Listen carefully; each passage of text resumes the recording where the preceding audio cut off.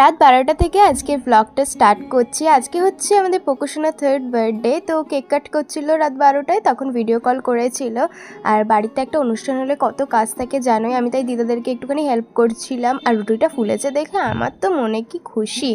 আর বাড়ির সাফ সাফাই করতে করতেই সময় চলে যাচ্ছে। একদিন কাজে এত ব্যস্ত ছিলাম বাইরে বাইরে যে বাড়িতে সময় দিতে পারিনি। এখন বাড়ির সব কাজ করতে হচ্ছে, সব কিছু পরিষ্কার করতে হচ্ছে। কেকের সেট আপটা রেডি করে আমি ওটিজিটাকে ঢেকে রেখে দিয়েছি, কারণ একদিন আর কাজ হবে না, ধুলো পড়ে নষ্ট হবে।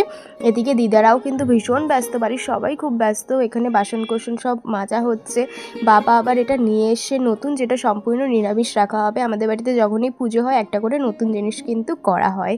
আর নেইলস করবো কি করবো না দোনোমনো করতে করতে ফাইনালি আজকেই আমি ফেসবুকে একটা স্ট্যাটাস দিয়ে বুক করে নিয়েছি একটা দিদিকে। তো দিদি এসেছিলো প্রায় 6টা নাগাদ। তো আমি এখানে নেলস করছিলাম, আর আমার স্কিনটা এত পাতলা যে কিউটিকলের জায়গাগুলো কেটে গিয়েছিল, আমার প্রচণ্ড জ্বালা করছিল।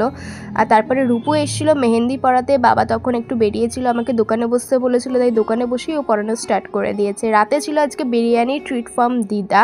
আমার হাতে যেহেতু মেহেন্দি অ্যাজ ইউজুয়াল, দিদা আমাকে খাইয়ে দিল।